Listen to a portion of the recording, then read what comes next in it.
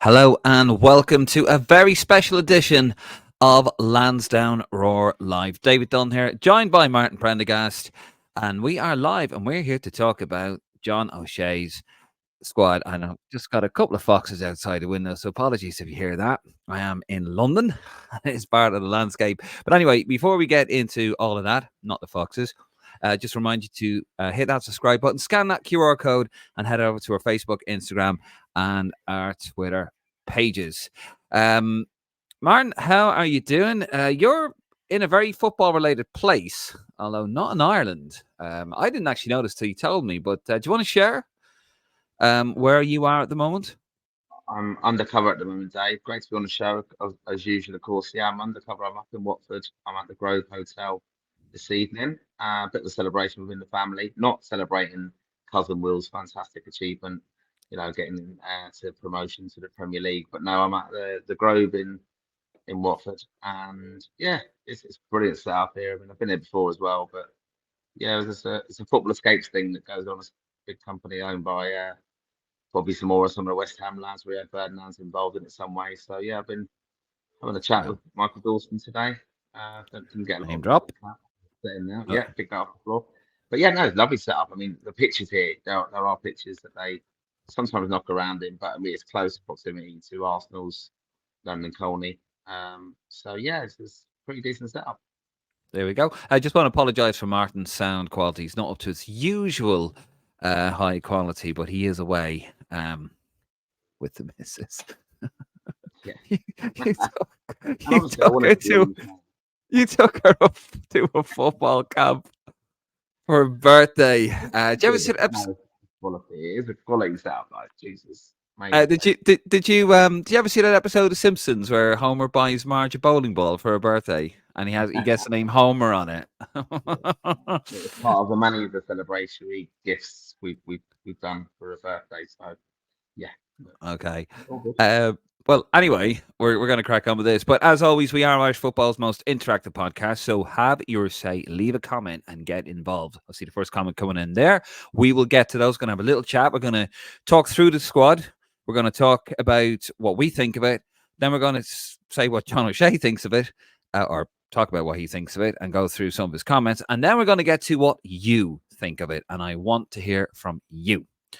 So today is really the start of the international window. Of course, we play Hungary next Tuesday, is it? Yes, Tuesday on the 4th of June. And then the following week, we play Portugal in Aveiro. That's on the 11th of June. Of course, we are going to both. Well, I'm going to both of those, and we will be live. We will have all the pre-match stuff. We're going to have all the comments. We're going to have all the abuse. I'm sure it's going to be coming my way. And all of that. So I really can't wait. So don't forget, have your say, leave a comment, and get involved. Actually, Martin, very, very quickly, you were right about a few things, weren't you? You were right about United winning the cup. We won't get into it. You were right about cousin Will celebrating, and he did fantastically well in the playoff. And you also said about Vincent Company getting a top job after his time at Burnley. Who knew that getting relegation would get you a job with one of the biggest clubs in European football? But there you go. Well done. Okay. Um, right, let's get into the squad. It was announced today at around 3 p.m. So in goal, you've got Queven Gallagher, Mark Travers, Max O'Leary, David Harrington. In defence, you got Seamus Coleman, Matt Doherty, Shane Duffy, Darragh O'Shea, Jake O'Brien, Andrew Amabamadeli, Liam Scales, Robbie Brady comes back in, and Enda Stevens also comes back in. In midfield, you got Josh Cullen, Finn Azaz, Jason Knight, Jamie McCrath, Callum O'Dowda, cousin Will, Mark Sykes, and Mikey Johnston. After a fantastic loan spell at West Brom, he goes back to Celtic. Forward, you got Sammy Smollett. He returns. Fantastic season for him. Adam Ida, fresh from his Celtic double triumph, scoring the goal that got them the cup. Brilliant stuff. Troy Party had a pretty good season in the Eredivisie. He got a 31-minute hat trick for Excelsior last weekend, and you got Michael Obafemi. Glad to see him back in, and you have hopefully debutant, Mr. Tom Cannon, who is now with Leicester, and he will be back in the Premier League. Some noticeable absentees here. Just going to go through that.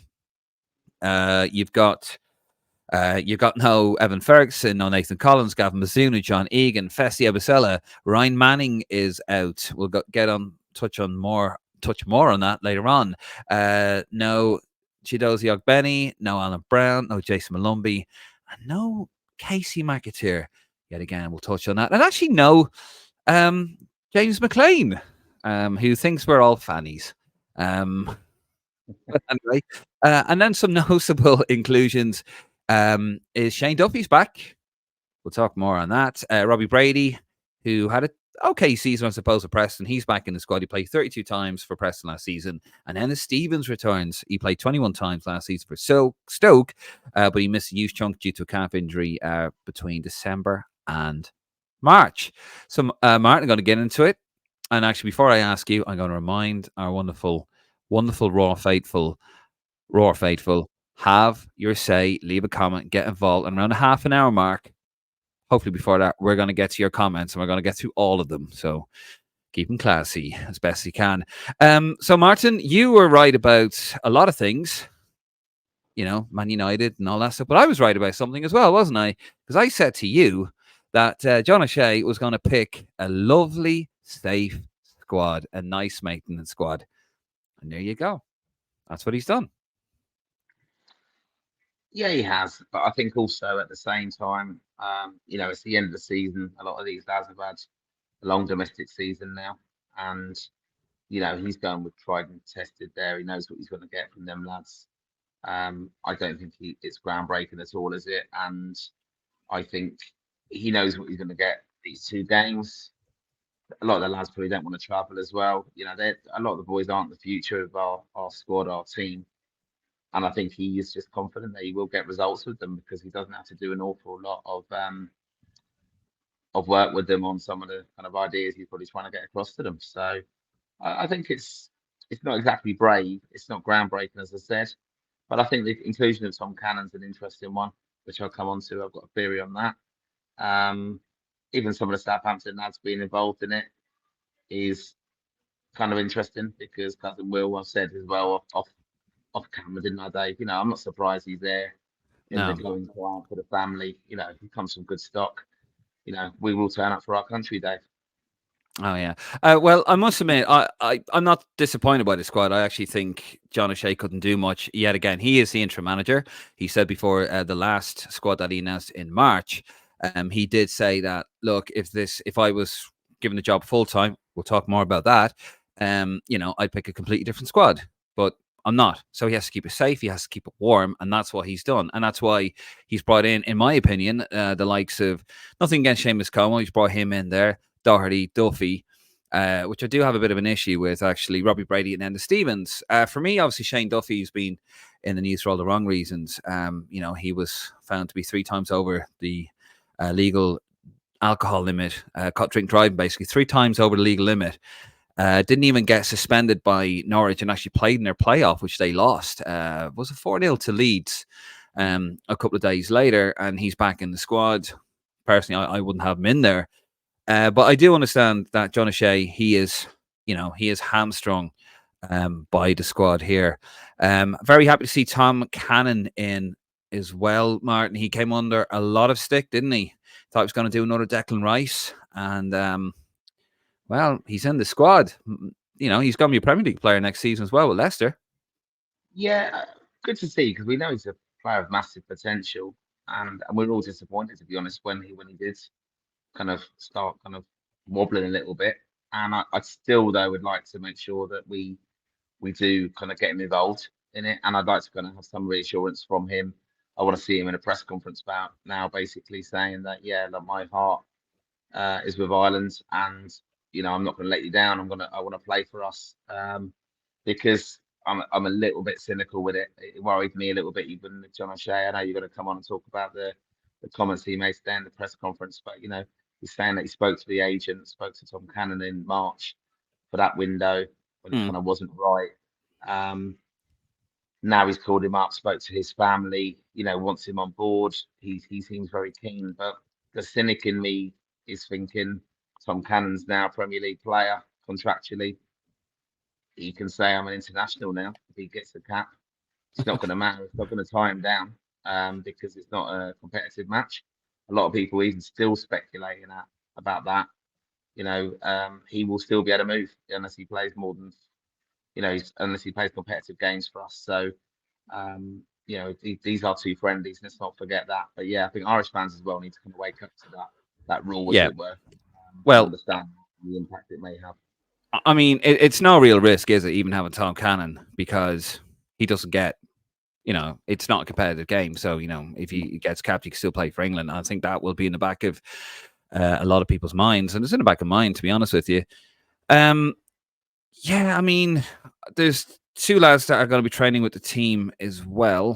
Where are Yeah, they? I've got Josh Keeley and from Barnet on loan to Barnet at the yes, moment. Quite a good season with them goalkeeper. and Bosun And Lyle. Ray and both in the world, yeah, very good. Yeah, no, I mean, fair enough. And then they're going to go off with the under 21s. Should we get into what this is what John O'Shea had to say about it? See your comments coming in, guys. Keep them coming in. There's a message for you, Martin. Put your phone sideways. All right. Nuri Nurik is giving out. He's not happy. Go on. What? Put it sideways. Is that better? Jesus Yeah. Christ. Yeah, I Yeah. suppose it is. Yeah, I can see more of you, Martin. There you go. You look that lovely smiling face of yours. Yeah, there you go. See, we do listen to our fans, but yeah, keep those comments coming in. We will get to those around the half-hour mark. But we're going to talk a little bit about John O'Shea. By the way, tell us what you think. Are you happy with the squad? What do you think of O'Shea coming in? John Egan. Sorry, not John Egan. And the Stevens coming back in. Robbie Brady. Are these guys past? They should be in the squad. Tell us what you think. Right, so this is what he had to say here. So I didn't actually know this until today, but Damien Duff had a little kind of he was on the second Captain's podcast with Richie Sadler, and basically he said that if I was him, Duff on John O'Shea, I wouldn't take it the second time. They've left him out to dry. He is just hanging around. Am I getting it? Am I not? Duff told second captains. He basically was asked about that, and he said that, look, I don't have a problem with it, because basically they haven't left me out for the, they haven't left me hanging, or they haven't left me out to dry. Basically, is what he said. But John being very, he's been sort of diplomatic there, hasn't he? Do you think he's been? Do you think he's been hung out to dry a little bit by the FAI, Martin? He has a little bit, but I think he's been very honourable as well. He's not letting us down. He probably recognises the precarious situation the FAI is in, and that, look, let's be very honest. We've been chatting about the manager appointment for like months now. Everyone's very, very pissed off of it, and he is a safe pair of hands. I mean, that's what we were thinking was going to happen with the appointment of the manager, that they might even go down that route. But I'm a lot more reassured that the interim is John O'Shea than some of the other people who were linked with it. So yeah, I think he probably has his own ideas of what he's bringing to the job, and is it kind of audition. Yeah. So Well, I understand that. Well, I mean, he did mention that. David Carell obviously mentioned he's a new the CEO, the interim CEO. We love an interim, don't we, in Irish football? And basically, he said, look, the guarantee I have, because he said that he won't be ruled out, John O'Shea, where Mark Canham, Super Mark, the golden boy of Irish football, recently said that he would actually, he is not in the running. We have a guy for April, early April, and we know that didn't happen. And now David Carell has come in and said, well, actually, nobody's ruled out because we've started the whole thing over again. So we just wasted 6 months. Well, he didn't say that bit, but let's be honest. So to that comment that Carell made, he said, the guarantee I have been given is that I'm in charge for Hungary and Portugal games. That is what I'm fully focused on. Now, he's pressed further a little bit on that later on. He said, it's one of those things. I know how myself and the staff approached the last 2 games, and it will be similar again this time. It's about focusing on ourselves and how we can affect games as best as we can to get the result. Then whenever happens after that happens. Yeah, that's what he said about that. I mean, he is going to say that, isn't he? He's not going to turn around and say, no, that's it now. Twice they've had me. They can stick it a third time. He knows now that he's essentially he's on display now, isn't he? He is. This is an audition for him technically, because obviously what Canham says has been completely negated over this bungling appointment search for a manager. He is on display. I think that's what I kind of admire O'Shea about, really, because I think he is thinking it's a massive opportunity for me now. I think that's why he's picked this squad. I mean it's not massively popular that he's not. You know, I've seen some of the speculation. Oh, he should have picked him. He should have picked McAteer, and I think he's gone with a squad that's going to get good results over these next two games. He will have worked with those players before as well. So I think he's kind of got faith in his own ability with that. I think he'll do a good job with the media, which is important. Ultimately, it is. Um, and I think then he can tell us if they don't go, look, I've got good results for you. The players respond to me. I think it's very interesting actually after the March games. There was a leak, wasn't there? That people were very disappointed with either too much time on the pitch or not Yeah, it enough wasn't time. clarified, was it? No, and I think that's something that maybe the media lads, your mates in the media, Dave, might be able to ask. And unless you're going to be brave enough to go to one of those press conferences yourself, Oh, maybe piss ask the off! question. I live in London. But no, I think that's the question I'd like to see is, were you disappointed with some of the kind of feedback from the last camp? Yeah, I mean, And we know that people do watch this show.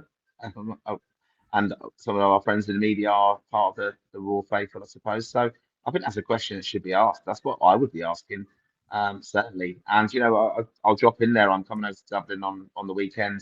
We've yeah, got the Cricket Awards, Crowd of the Year Awards. John O'Shea's going to be out, and I can catch a word with him. As you know, Dave, a big fan of John. Me and John, that's the dream team. I'll on to Um, we have a lot of new viewers actually watching us oh right. here. We are live on Twitter, by the way, for the first Oh, time. So welcome, Twitter. Yeah, um, here's hold on, there we hold are. on. Where is he? There we go. There There we you are. are. Yeah, That was the buddies March there, dream team. Yeah. pals. Um, Well, if Connor, I think he's got an opportunity, hasn't he? yeah, I think so. If Connor's watching, and then we know Connor McAvoy, he will actually be live with me, hopefully in Dublin and in Portugal when we're doing the pre-match and the post-match stream from the stadium. I pray. But anyway, yeah, I do think he is a bit on display. Speaking of Mark Hannum, actually, he was asked about him. He says that he will be in the camp. Like he was the last time for practically all the days we were in. I'm sure if he feels the need to speak to the players, obviously I will as well. But if he feels the need to do that, he definitely will speak. Probably explain what the hell is going on as well. We've already touched on that. We don't need to go further into that. On Tom Cannon, of course, he sort of pulled out of. He was included in the under-21s and scored, and then when he had his head turned allegedly by England,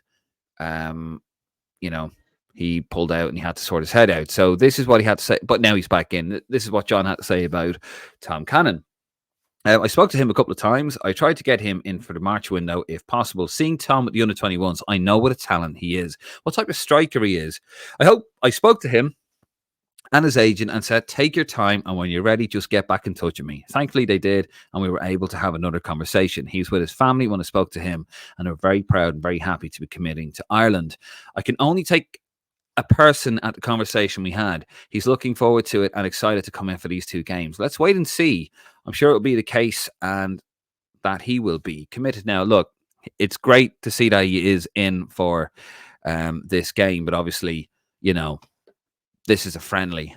It's not a competitive match, so that will really test if he is involved in the squad in September. And I hope he is, but it's not going to put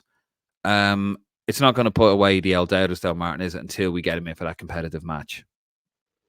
Yeah, it's a right scenario again, isn't it? That we've got him and he's going to come in, and John O'Shea's looking around. He's going to. It's a big kind of pressure moment for John O'Shea, really, because he's got to kind of answer that question within the press conference now and the build up to these two games. Get him in this camp in a way, which is the Portugal one. See how he works within it all. There'll be a lot of speculation about that, and the worry will be for Ireland fans that this is going to be Declan Rice again. But I think I'd be optimistic. I hope he does. Cap it. Does it? Just throw him on the pitch against England. Yeah. Just push him on the pitch. Yeah, it's like, get him on. Yeah, fantastic ability. I mean, that's the thing. If I'd like to see Tom Cannon in the press conference or be asked about it, and say, "Are you determined? Are you committed to Ireland? And are you going to prove that?" And when that call up comes again after a good camp, hopefully the next two games, call up comes to the 7th of September, in Dublin. Is he going to make himself available for that competitive game where he's going to be tied in? I mean, it's sense of irony away, isn't it? That the team he's linked with, he could be on the pitch for England as well in Yeah, that game. Tom Cannon derby, a bit like the Sammy Smodics derby. But thankfully, Sammy is on the Oh, bus. Obviously, we have the absentees, and there was a few interesting ones. Festi, these guys, well, we weren't known. We didn't know if they had injuries or not, but we had obviously Alan Brown, Festi Abaselli, and Ryan Manning. What he said about they're out of squad. What he said about Alan Brown was that he's out of contract at the minute. It's a tough one for Alan. I've a lot of admiration for him. This is his last major contract as such. If there were qualifying games, Alan would have been involved. That's for sure. He's concentrating on, as you would do in your career, you would make sure there are no more risks. I totally understand it. He says about Festi, he'd love to have Festi in the squad, but he had a few physical issues after the season and will have to miss out, unfortunately. Basically, the club said, don't you dare go. And on Ryan Manning, this was an interesting one now. Our left wing back, our only left back, really, a natural left back in the squad. Ryan Manning, he hasn't been in the team, Southampton. Just at the minute, I want Ryan to get himself back in the Southampton team in the Premier League, and the Irish team will take care of itself. That's an interesting one, really, because I'm looking there at that squad. Is he talking out of both sides of his mouth a little bit? Because Enda Stevens, he's 33, missed a massive chunk of the season, played the last few games. There's a few others there as well that haven't really played. Michael Obafemi's one of them also. He hadn't really played for Millwall. There were some issues there. I mean, Ryan Manning, seems like a strange one to me, Martin. Your only natural left back, and he isn't included in the squad. yeah, I think that one will be quite interesting because I think if we have people pulling out the squad after the first game, does Ryan Manning come in then? He has been known to kind of have that kind of put on him in the past. He has been a late call up, probably one of the standby lads. And that was the case with March. So it's just a bit of a strange one. I think there are some injury doubts, and it's been a long, hard season with some of these players. The little kind of minor ops they might need now that they might have, and holidays booked, and other personal things going on as well. Do they really need these two games? I think it kind of shows you where the players kind of feel that they fit into it as well. So yeah, I think it's just going to be quite interesting. I think the Manning one. Mm, I think we've got other players who can do the job there, which isn't ideal. And I don't know if perhaps John O'Shea is kind of marking the card there and thinking you're not actually the one for the future for me. Well, I mean, Ender's certainly not, to be honest. But no, I mean, he's 33. At one stage, he was like the quickest, second fastest player in the Premier League. But he's had issues. He's had, I think, did he have splints? Did he as well? And he's had all these, So I mean, his last game for Ireland, I think, was against France in Paris last September, and it was not good. It was really not good. They were absolutely toying with him. I remember Jacob Bryan, who obviously played in the French Cup. I can't remember what was it. What did he call the French Cup? oh, I don't know, Jesus, La I Coupe struggle La to think of France. Anyway, yeah, whatever it is, he played in the final. Got ahead. They were 2-0 down at PSG, Kylian Mbappe's last game, and he got a header, brought him back in.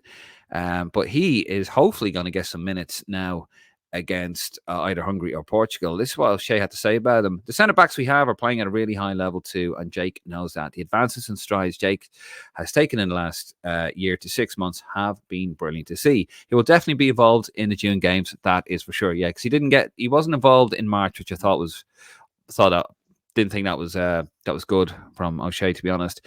It's the same scenario as last March. I'm trying to get a squad together to be more competitive and to win international football matches. It's straightforward for me. It's two tough games against two international teams that have qualified for the tournament, and they were on good runs. Yeah, I mean, Jacob Bryan, he has to play, doesn't he? Would you start him, or would you just throw him on as a sub and see what happens? I'd bring him on and cap him as a sub, basically. Introduce him a little bit. There's no rushes there. We're not massively urgent. to get him in there a starting lineup. I think it's a nicer way of maybe doing it. Yeah, no, I think just you got to have him involved around the camp, and that's maybe where the argument is for like Duffy. People who've been there and done it and seen it and experienced and know how it works and what set pieces are and stuff. But he's going to be a massive attribute for us going forward. He's definitely one for the future. He's definitely one for the future, and he's done so well. Apparently, he's been linked with Everton, who I thought were going to go to the Championship, but they're a Premier League team. Might just suit Sean Dyche as well. He likes a good Irish centre half as well, Sean Dyche, and he's been linked with Juventus. I'd probably rather him go to Everton, to be fair. If he can cut it in the Premier League, fantastic. But he's done brilliantly well, Jacob Ryan, and well done to him. Really, like, fantastic stuff. One player that was out, we've had a comment on, and then we're going to go over to the comments. Actually, there's plenty coming in there, guys. So keep them coming in. We're going to get to those. But Casey McAteer, apparently he was very close to a call up. But he's got an issue with his hamstring and must be fully fit. He is also going to be a Premier League player. So I take it that was already done. He's changed his allegiance to Ireland. That was kept. I'd imagine he has, because that's been kept very on the wraps, hasn't it? Like, we knew he was the player that Stephen Kenny was trying to get, but then it kind of went very quiet, didn't it? But apparently, no. He was very close to a call up.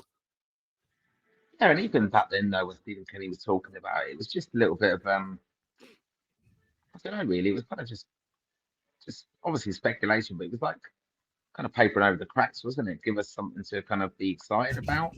Not A new toy. massively, really. Yeah, it is a bit of that. Like, we do overhype some of these players, of course, we know that, but I think it's important, that even this camp is a positive one, and that going over to Portugal, I actually haven't seen the itinerary of what way they're doing it, because I know that sometimes they do these camps, they do make it kind of warm weather training, and I don't think it's really that, not that I've heard anyway. So, it's really, what are they going to be together? Probably 11 days at most. Yeah. So it's not like 2 or 3 weeks. I do feel bad though for John O'Shea in this, because I mean, it's a long, tough. It's a silly time to have a game, really, isn't it? Especially a friendly, because and the way the UEFA calendar rotates. Sometimes you have Nations League, sometimes you have qualifiers, sometimes, like now, because we're before a tournament which starts on the 15th of June, Scotland against Germany, the Euros, of course. It's a long, hard season for all of them. Doesn't matter if you won everything; it's still a long, hard season, and a lot of players probably don't fancy it, don't want to get injured, and they want to just have a break. So I do feel bad for John O'Shea, and I see the comments coming in. We're going to get to those in 2 seconds. So I do feel bad for him. Here's a guy who's been left sort of in the lurch, a little bit, and he's got to take the reins again. He's got to pick a very uninspiring squad, in my opinion, and he's dealing with lots of withdrawals. Yeah, I reckon he's going to have more, isn't he? He's going to have more withdrawals as this goes on. People are going to pick up knocks. It's probably one or two that are 50-50, and then the club's going to say, just get back here. And then, someone would just want to go on holiday, which I understand as well, Yeah, a key thing for me for this kind of this meetup really is, I think I'm excited about Lowell coming into it, the under 21s. Really good player, him, yeah. And get him in, because it's a problem position midfield. And I think we also need to see more of Sammy Schmodic. So we're very disappointed if he doesn't play both games. No Andy Moran. No Andy Moran, Martin. And apparently he said he wasn't selected. He was not selected over not playing that much. Just have a look here at Kieran, the Irish Kieran, on Twitter. Hello, if you're watching. He had his say in it. He says, O'Shea saying Andy Moran was not selected over not playing that much. Moran has 19 starts this season and made 35 appearances in total. That's more than your mate Adauda, Obafemi, Brady, Stevenson, also Cannon at the same level. He wants some media pushback on that. Well, here you go, Kieran. There's a bit of media pushback. He does have a point. If those stats are spot on, and he does tend to be quite spot on with his stats, Kieran. That's a strange one as well. Andy Moran. No Andy Moran. I'd imagine he'd be in the under 21s. Yeah, and I think there's sometimes a little bit of that kind of agreement with Jim Crawford there, what way they're doing it. And look, ultimately it does come down to, he's an interim manager appointment, and he's not going to rock the boat probably with the 21s too much. He's rewarding players he's worked with, knows it's a problem position, so brings in Lowell in there, rewards Josh Keeley for a good season with Barnett on loan from Tottenham. To the trade. 21s do have to be serious as well. And I think, I think it's where we are, sadly, and this manager thing is still just over our heads. And until Yeah, that's resolved, we can't kind of be brave with it. And it has, look, we can't lie about it. It set us back 6, 9 months very, very, very easily going into them September games. yeah, no, absolutely. Really, really bad for Arsenal. Right. Well, let's get into the comments. If you're watching this for the first time, because we have a load of new viewers on Twitter, fantastic. Just looking at the numbers here, so thank you very much. Just to say, Martin's sound quality would normally a lot better. Normally sounds like this, but he is away, and fair play to Martin. Thank you for taking time out, and just make sure you buy Mrs. Brandcast a big bunch of flowers and um, tell her they're from me, Martin, and I'll send you the cash in the post somewhere. But yeah, we're going to get into the comments. So this is the part of the show, if you're new to it, where basically we read out your comments. We're uncensored, to a degree. Just don't be silly with your comments. Don't be insulting unless it's towards Martin, and also just keep them classy. We'll read them out, and anything goes. So let's get to that part of the show, Martin. It's my favorite part, actually, because I love to hear what the Roar faithful have to say. And look, I'm going to celebrate it. Nuri Nurick will be very pleased with this. Here we go. And we are Irish football's most interactive podcast. And we are, by the way, because you can have your say what you want. But do you notice how I put a bin as a suggestion? But anyway, right, let's get into it. Well, we're going to get to the first one just to get the flavor going. Dave McGuinness, how are you doing, David? This is not the first comment, but I'm going to read it out as the first comment. Dave McGuinness, what the fuck is the deal with the squad? Dave, now, if you're a new listener, Dave McGuinness is very, very shy about his opinions here, folks. Yeah, I do. I mean, I think we touched on that. Obviously, it's a no-win situation. You have an interim manager who doesn't know what's going on. You have an association who kind of messed them around a little bit. You got players who don't really know what's going on. It's a long, hard season. There's a lot of injuries. And to be fair, there are a lot of injuries. Bazunu, Evans, Collins. And there's a lot of players that probably just, they're tired, they're worn out. And you've also got another 21s game happening as well. So it's very, very unfortunate timing for John O'Shea. To be fair to him, you got to give the lad some, cut him a bit of slack. But anyway, the first real comment of the night goes to Richard Joyce. How you doing, Richard, over on YouTube? Not trying to sound bad to O'Shea, but his squad is irrelevant. The man's not getting the job. He's just keeping the seat warm till September for Sagnol. Annoyingly, that these friendlies are pointless. Sagnol, of course, gets his campaign underway against for Georgia.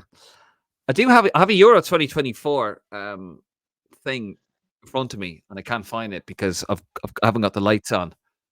But yeah, anyway, I don't know why I mentioned that. But Richard reckons Willie Sagnol, who is at the Euros with Georgia, was going to be the man. I think we all accept that was going to be the case. He's just keeping the seat warm for Willie Sagnol, Martin. Your mate John, he's not going to get it. Disaster for you, Martin. Willie's disaster for me, is it? Like, I have no problem with John O'Shea getting it. Willie Sagnol, I don't know if they will go down that kind of that way really, but then again, I think that's just me believing the previous words of Mark Cannon and the idea from as well, Jonathan Hill, that it was going to be an Irish appointment. I don't know if that's massively important now as well. It's more of this pathway investment, and I don't know if they're even sticking to that now. It's just such a shit show. Yeah, but I do think we will wait until, obviously, as I said, I think it will be kind of six weeks before September. So Oh yeah, plenty middle of time. after the Euros. There's a famous stat, isn't there? I think it's actually mentioned in Mick McCarthy's 2002 kind of World Cup diary book that I think it's like 40% of managers who go into tournaments end up leaving, even though they just signed contracts. Yeah. They work out quite cleverly. So I think there'll be lots of availability of managers, and it's how the FAI kind of organise themselves now and sell the job to them, because I think it has been such a shit show that the only one they probably don't have to sell it to is John O'Shea, because I think he knows what's there in place and what's coming through as the under 21s. And he's willing to come back.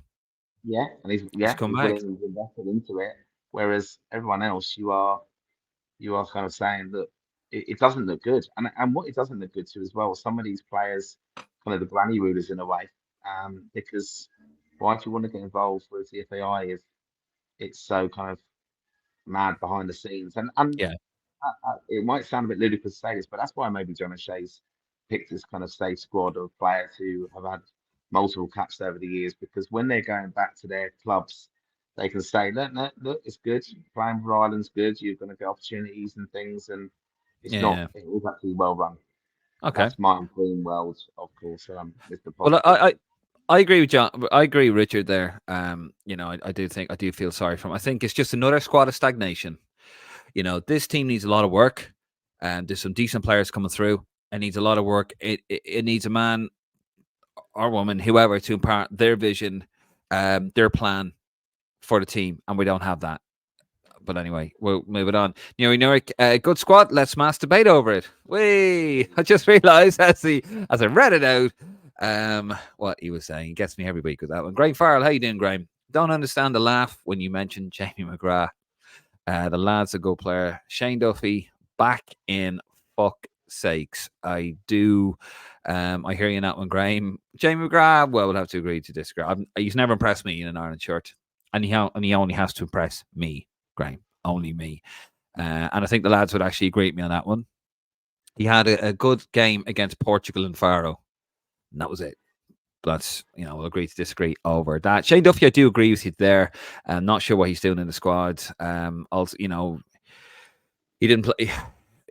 He's a championship player with Norwich now. They didn't get promoted. Obviously, the manager got fired straight after the semi-final loss because he got battered. Daniel Dave Wagner, wasn't it? The former Huddersfield Town manager, actually, and also the whole thing with the drink driving.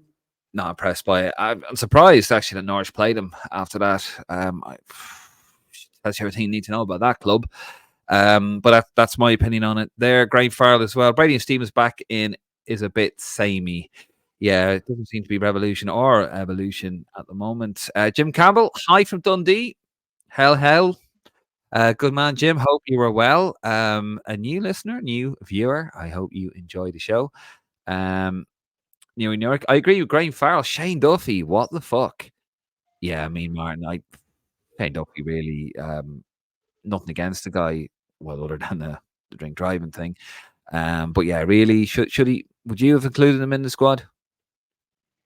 I think it's no, I wouldn't have, but I don't know if it's John O'Shea's kind of remit as an interim manager to kind of be the moral guardian of Irish football for that reason. I think footballing wise, you could say he's had quite a good season, but are we going to upset a lot of Derry people? The fact that he's excluded, and we've also got rid of James McLean recently as well, and James McLean shows I can only imagine the reaction if he leaves out his mate Shane Duffy. So yeah, interesting. Sure, Bill. I wonder if Bill of Irish Football Vlog. What is that about that? Greg Farrell. Yeah, the Cannon thing is a bit iffy, to be fair. Well, yeah, I mean, look, it's not. Well, we'll see how it goes. If he has a good start to the Premier League season for Ipswich, sorry, not Ipswich Town, for Leicester City, and he does well, will he have his head turned again? Like when his stock was high, Martin, and I'm going to point you out because you're a granny ruler as well, Martin. When his stock was high and England came calling, his head went that way. Then his stock went down, and all of a sudden he's back playing for Ireland. People might not be comfortable with me calling that out, but let's be honest, that's what people are going to think. I think though is what I do like about John O'Shea in the press conferences is the brutal honesty, to be honest. And I love the fact I think it's well managed. I think he didn't actually have to say, did he? We spoke to his agent. I love the fact he did though, because it just shows you, like, we have to wake up. This is how modern football works. If you want to, you can speak to the player, of course, but a lot of the time you are speaking to their people, their agents, things like that, and it may be farcical to us who would do anything to play for Ireland even for a minute. But that's modern football now, and contractually, it's so important that these players get it right, their choice, and when Yeah, their heads in hand as well. I think that's as well some of these players who aren't available and like Festi and stuff, the pressure they're on from their clubs, because if they've even had the slightest niggle and they've been managing that for the last few months of the season, and then they're looking to get an extension of a contract, for example, and the club are going, yep, okay, well, we've managed you, and we believe in you, and all that kind of thing. But then you say, well, actually, I'm going to have to play for Ireland. They're going, hang on a second, you've hardly been able to train. I'm not saying that. I'm just giving a speculative Yeah, yeah, yeah. example of Festy. But these players often carry injuries. Contractually, a lot of things are going on in the background, and you know, there's a lot of like secrets in football. Well, So Tom Cannon's career, his season was 3 goals last season. Now he's out for a fair bit of that. Not taking the lad out. I'm happy he's on board because I think he's got talent. But we need him focused on the Ireland cause. But he was out with a back injury for a couple of months, and he was kind of on the bench. He didn't really feature for Leicester. Now, to be fair, it's very difficult when you got a title chasing team and a title winning team to crack that. So we'll see where he's going to end up next season. But glad to have him on board. But I think a lot of people just want him to focus now on the green shirt and move on. Martin Fitzpatrick, no McAteer. How you doing, Martin? No, apparently he does have an issue with his hamstring and he wants to go into pre-season absolutely rested. And look, they're friendlies anyway, aren't they? Hamstring, especially with a young lad. I think he's 20. Casey McAteer, how old is he, Martin? Come on, help me out here. Help out with me. How old is he? Too late, 22. See, Martin, you couldn't even do that for me. He's 22, so he needs to make sure that for these couple of years that he does look after his body very well. Michael Loomis, how you doing, Michael? Over on YouTube. Shane Duffy has experience in the green jersey and has got Ireland out of a few holes in the past. Man deserves more games-wise. O'Shea, all the best, but don't think he will land the job too soon for him. I agree with that. Look, Shane Duffy does have experience. He has got us out of a few holes, but I think we're trying to play a more progressive style of football. And when we did under Stephen Kenny, like the game against Scotland, we beat him 3-0. We almost were down 2-0 before we got the first goal. And I don't think he suits a progressive style of football. Would I have him in the squad? I wouldn't have had him in this squad. That's for sure. To be honest with you, I don't think it sets a good example. I'm not trying to throw stones at glass houses, but you're a professional. You're trying to set an example. Would I rule him out of all other squads? No, probably not. But I wouldn't have had him in this squad, to be honest with you, Michael. And look, John O'Shea, yeah, I do think it would be too soon for him. However, we are desperate for a manager. Nobody has taken the gig. So why not give it to John O'Shea? He wants it. He can work with it. He's a name. He will make mistakes. He seems to be quite, the first game against Belgium, he seemed to be quite savvy. Fell away a little bit against Switzerland. The second game in March, the one we lost. So I don't know. I mean, I wouldn't be at this stage. I wouldn't be too mad if they gave it to him. Nuri Nurik approves of you switching the phone 90 degrees, Martin. Good man. Graham Farrell again. Is it going to give O'Brien a run this time, or is it going to be another wasted call up? Well, Graham, according to O'Shea, he is going to give him a call up. He is going to give him a run out. Michael McCarn. Hi guys, enjoying the show, Michael.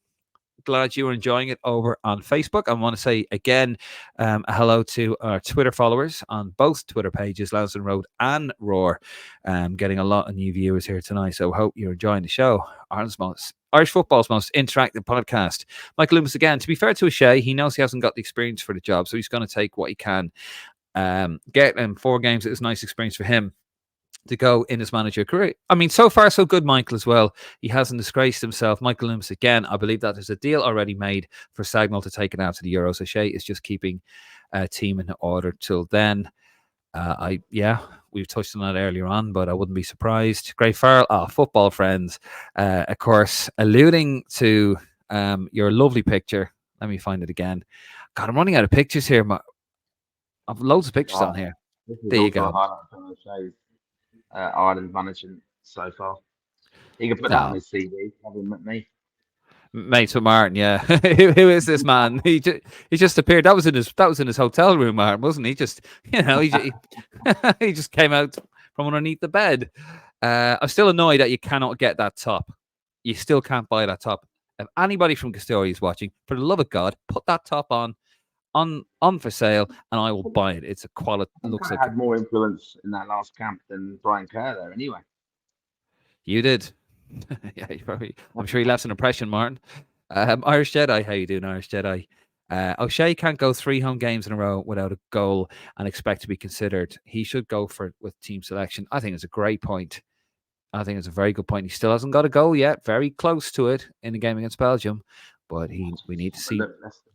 Let's be honest. Though Stephen Kenny went ages without getting a goal. We don't score a lot of goals, and you know we did create more. I think it was a lot better start. I think for O'Shea than under Stephen Kenny in his tenure, to be honest. And you Well, know, and so well, down to the players as well. You know, missing Evan last time. Um, you know, like well now we are when as he missed a well. penalty, when he missed a penalty in the last game, Evan, didn't he? We should have Yeah, been. yeah.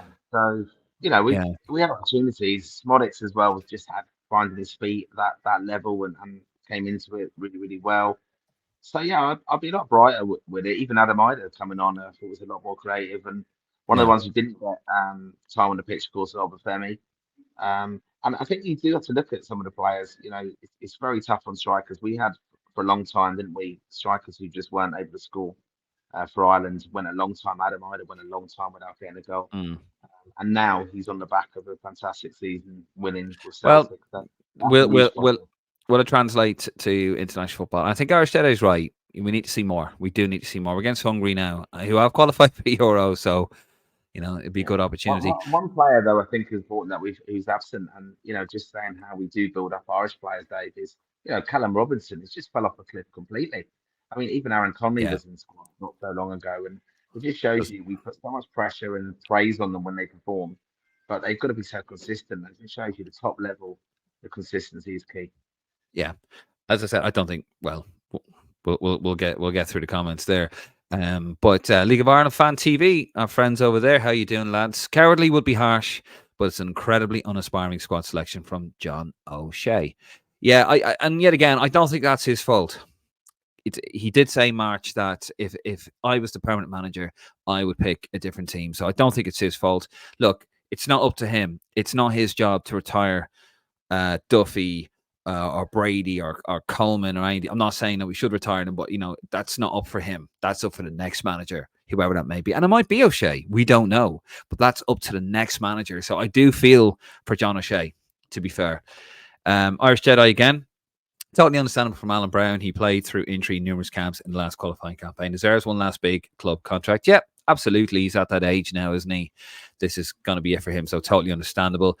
Irish Jedi again. Duffy, O'Dowd, Stevens, Brady should be thanked for the service and moved on. Undermines the process of rebuilding, picking those players. Yet again, it's not up to, that's not John O'Shea's job, to be fair. And I agree with you, Irish Jedi, but that's not up to John O'Shea. The Coupe de France, there we go. Graham Farrell said that's what the name of it is. Or is it Le FA Coupe? From Irish Jedi. I love it. Aurora Faithful out there, love it. Great. I tell you what, it is actually great to be back on, and I can't wait for this window. We'll see what happens, but I can't wait. Love doing the live shows from the stadium. Love doing the aftermaths, all that stuff. It's great. It's great to talk to our wonderful, wonderful Roar Faithful. Nathan Fitzpatrick would have loved, and that young man, Semlo Garcia McNulty. What a name. Involved in the squad. Good season, Holland, and can play centre back or left back. And imagine he will be under 21s. Garcia McNulty. Yeah, he's 21, so he'll probably have another spin in the under 21s. But yet again, another player comes through. I remember him from the under 19s, actually. Dave McGuinness. Oh, we already read that one out. Irish Jedi. Do you think these friendlies should be scrapped with the amount of games players play a year? I do. Irish Jedi. I mean, they're getting ridiculous now, but it's obviously the warm up games, aren't they, for the Euros? And we were qualifying, we'd be playing them no matter what. If we qualified for the tournament, we'd have to have a couple of warm up games. But yeah, I mean, June qualifiers are quite poor as well when we do, because the players are knackered, and Yeah, oh, I here would we go agree. now. No, I like these games. Like I know the players don't want them, but they're always. We've got some pretty good trips over the years. I remember going to Faroe Islands and places like that. It was Yeah, always quite good. Also, you can use them if we're an organised association. You do the USA tours, things like that. I think it can really galvanise the squad if they get it right. And I think we can't ever say players play too much football when you've got the likes of the Premier League finishing. Was it Tottenham and Newcastle went over and played a game 4 days later somewhere? So yeah. it's absolutely And ridiculous. Trippier got Arsenal injured, didn't he? undermines everything. Just undermines everything, doesn't it? That so. when money's Yeah, involved, it wouldn't surprise you. But I think these are kind of good bonding trips for the players in a sense. yeah. No, no, absolutely agree there. But I mean, look, the Nations League, remember they did like there were 10 days, wasn't it? It was a load of load of games in 10 days. But no, the quality though will be it'll be pedestrian pace. I don't think we're going to learn nothing from these games. We're really not. You got to have a manager who's not expecting to be there at the end of it, and you got to players that are going to be on their holiday bobs. You'll have one or two, like I think someone like Jacob Bryan will really want to make an impression because that's the one position, isn't it, where we have a lot of competition. We're pretty well covered in centre back, so he'll really want to make a case for that. But it's very difficult to make a case for a manager that might not even be there. When the managers decided in September, you hope. Need the camp to go well, says Dave McGuinness, but pointless decisions on the squad. May as well bring back McLean for another testimonial. Oh, Jesus. I wonder if he's watching. He does go on the Lansdowne Road page. He does have a personal Facebook page, and a few players on there like Eddie McGoldrick and Ray Houghton and all that, but he is on there, so still don't appreciate his comment saying I'm a fanny for running a page. And you're a fanny too, Martin. Just saying. Graham Farrell, it's mad having two friendlies the week before the tournament and a few days after the Champions League final. And seasons season's end. Players do be knackered by the end of it. We're playing two teams that have qualified. What are we going to learn? That's exactly what I said, Graham, actually. And he says teams that qualified aren't going to be going full pelt, so we're hardly going to learn anything, are we? Yep. That's exactly what I said. But you know what? Enjoy the trip to Portugal and Dublin, to be fair, as well. Kurt, Peterborough United FC? Highland? Yeah. Is that correct, Kurt? I hope I haven't offended you there. Brady Coleman Duffy, where is the future? The whole of the FEI needs to revamp. Yep. I've got to be very careful because I'm sure they're watching, but yeah. Jason Carroll, what's your prediction for the two games? Sorry, not Jason, Joseph. I do apologise, Joseph. Going full pelt comments flying in at me here. I reckon it'll be a 1-0 win against Hungary. And I reckon 0-0 in Portugal. Go on, Martin. This is where you speak. I'm sorry. I think we will score in Dublin. I think we need to give the fans something positive to share there. And Portugal, I think it'll be 1-0, something like that. I think we might score over there, but it might be absolutely, 1-1 Portugal. And what's the Hungary one? 1-0. 1-0 Ireland. Yeah. Tom Cannon with a goal, and then he gets called up by England. No, I'm just joking, Tom. You're watching. Dave McGuinness, no Moran or Manning or Fessy is bizarre. I get keeping Coleman involved. You need leaders, but Duffy, Stevens and Brady is odd. O'Shea may or not get the job, but he should be managing his windows if he has it, and his preparation starts now and not play just to not lose. It's a red flag for John O'Shea for me, and very Staunton vibes. Appreciate end of season bullshit ensues. Yet again, Dave, we have touched on that. Manning, yeah, that's a strange one with Manning. Hasn't played a lot of games. I think Fessy is injured. And, well, Coleman, he doesn't want to end his career, basically. But you have to remember, though, David, and I do understand what you're saying, it's not his. And I'd imagine, I have not heard this. I am just plucking this out of the air, but I'd imagine that Mark Hannam is basically saying to him, pick a nice, safe. And it is what interim managers do anyway. Noel King did it, didn't he? When he took over from Trapp and he handed over to Martin O'Neill, basically, he brought in Andy Reid, for example, because he didn't want to end his career. So Andy Reid probably would have retired afterwards. Don't want to speak for him, but he was kept, in the wilderness for years. So probably John O'Shea is being told or doesn't want to end the careers of Coleman, whatever. He wants to keep it warm, safe for the next guy that comes in. And it might be John O'Shea. We don't know. Kurt, again, Highland. I watch League One football every week. There we go. Peterborough was right. I think this Ireland squad will struggle in the lower leagues. I mean, I think it's a talented team, Kurt. It just needs a bit of direction. And it's just really... Would you agree, Martin? It's just completely lacked a bit of leadership. It's been a bit of a rudderless ship over the last while, the last few months. It's not been good. It's not been good for the last few years. And, with all the excuses and stuff, we don't want to dwell on it too much. But, yeah, look, I think it'll be a little bit reflected on, a little bit like Staunton, but probably with better players than we had with Stan. But Yeah, just there need you go. guidance. I think someone who's Just need incredibly guidance talented. and coaching. It's It's like, good. yeah, It's good we're trying to teams. do. Yeah, Or we good were trying to players. do something. We were trying to do something with Kenny that wasn't really feasible for those players. Ultimately, I think that was Yeah, being proven right, and I think it also impacted. I mean, I like Stephen Kenny as a guy, gentleman, but you've got to be able. You need to full package as a manager now. You need to inspire your players, inspire the fans. You need to be able to communicate a lot yeah. better. And something where Shane Duffy. No, I'm just joking. I'm not. Shane's probably going to kill me if he sees me. No, look, but um, presumably, says New York, there will be a Nuka Story Ireland away kit for the Portugal game. Yeah, if that's true. Hasn't come out yet, has it?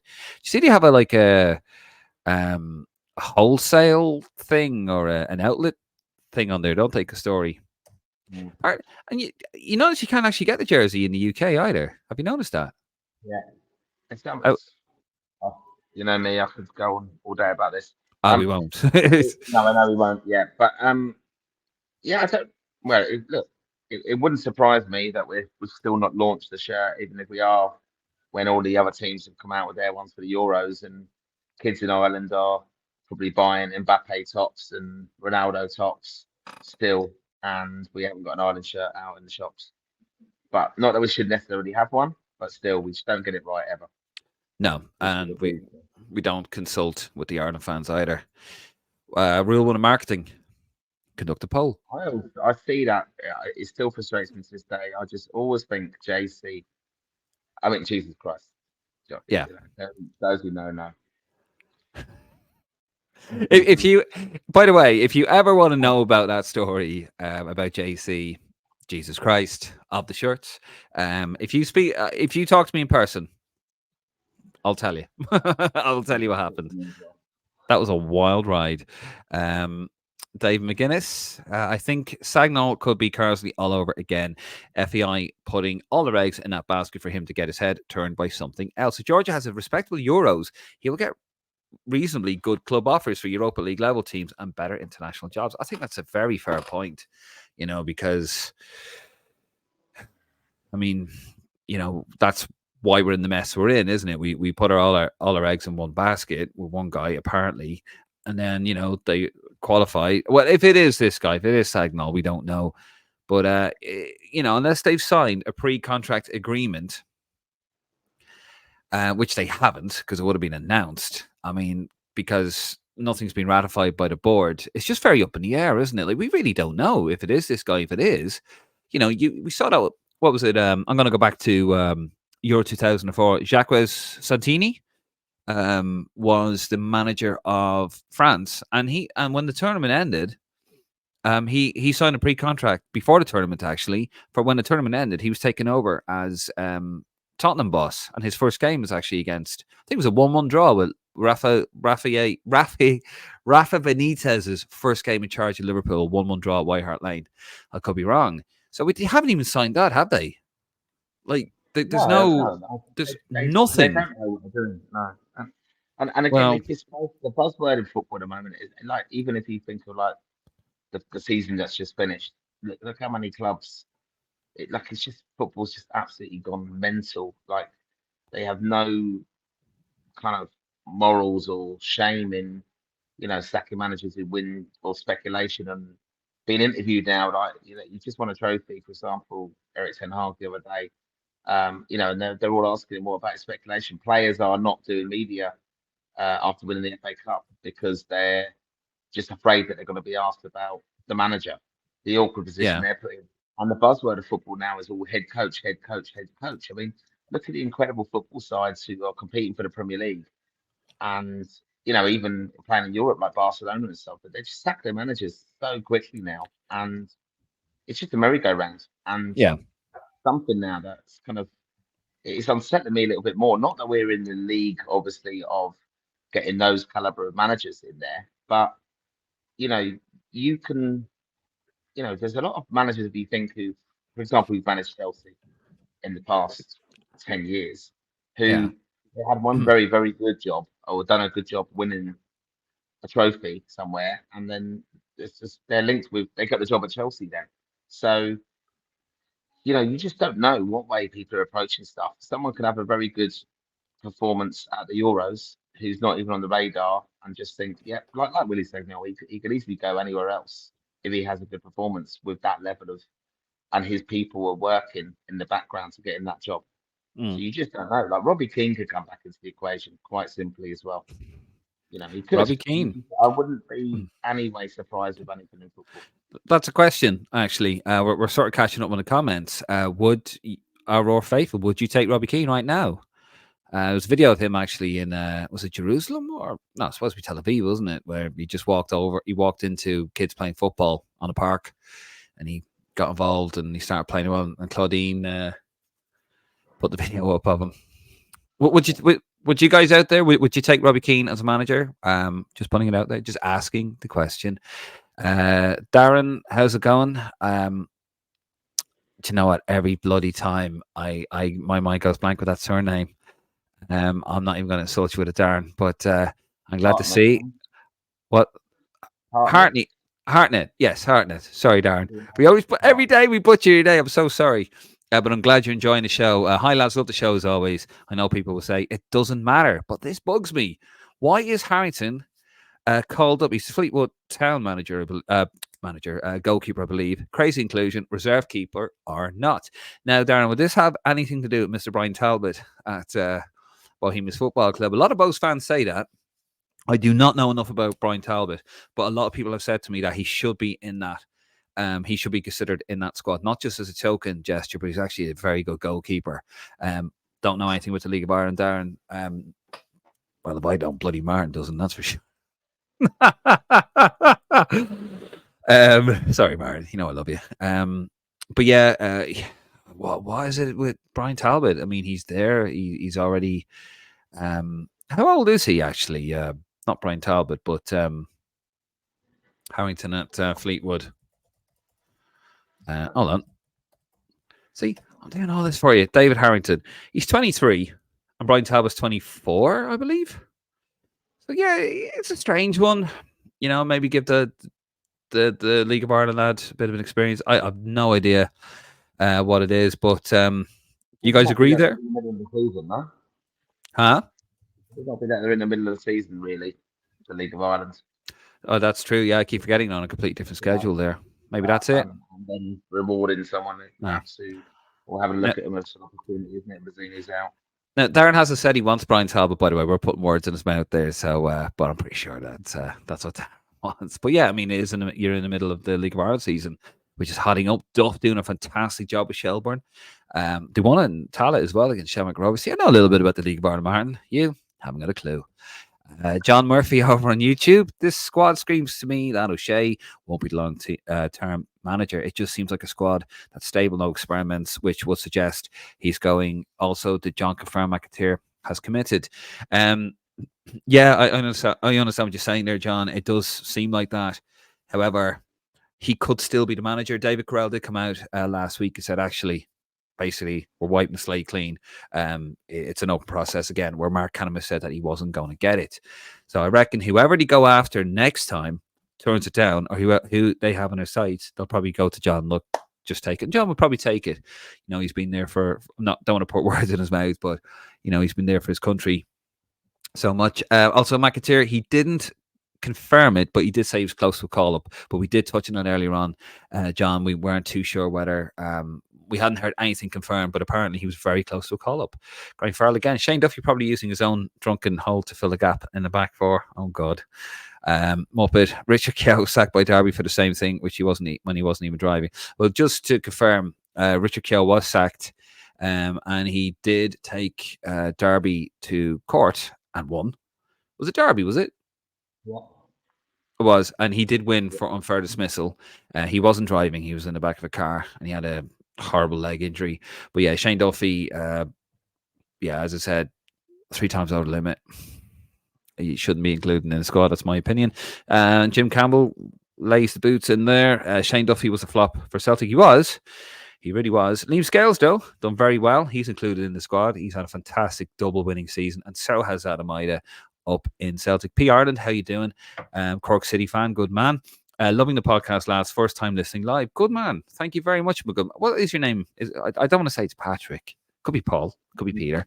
But we are delighted you are enjoying it. Oh, we have I believe it's our first Twitter comment.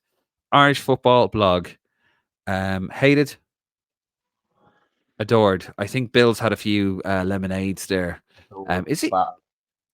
But never ignored. Jesus Christ. I didn't even know he was old enough to drink. Sorry, Bill. Sorry, Bill. We love you. Tom, do you think O'Shea went too safe with the squad because he's only there to try and win 2 games? Yes, Tom. I think also, Tom, Mark Canham or somebody had a word in his ear. Listen, pick a nice safe squad. Isn't your squad. We're keeping it safe for the next guy and let him end international careers if that's the way they want to do it. Tom Webb, what formation will O'Shea go with? 5 at the back again? Hopefully not. Or will we see a 4 at the back and wingers? What do you reckon, Martin? Do you reckon he'll jazz it up or he'll just go with the same old, same old? I think it will come down to availability now as well, to be honest. I think he'll go with the wing backs. Yeah, I think he will. So 3 at the back for me. 5 or 3, whatever way you want to think about it. 5 with the wing backs. Sorry, Bill's contact me on the Roar Riders thing. James Talbot. He's also. Oh, I won't say what he said about James Talbot because Bill's got himself into enough trouble. Rumor has it Bill actually went out on Twitter and said that it was James McClain was calling him a fanny over at because he called out saying that he was very lucky to get Mr. Never Ignored there because he called him out, said he was very lucky to get over 100 caps for Ireland. I reckon John O'Shea will go with the same. Tom, I don't think he's going to rock the boat. I called it from the start. It'd be very safe squad, be very safe selection, and he's just going to try and get a win. Again, he's going to try and grind out results. Again, Jim Campbell, hope Scotland do well at the Euros. Hopefully so. They open up proceedings against Germany in the opening game, and that is in Munich.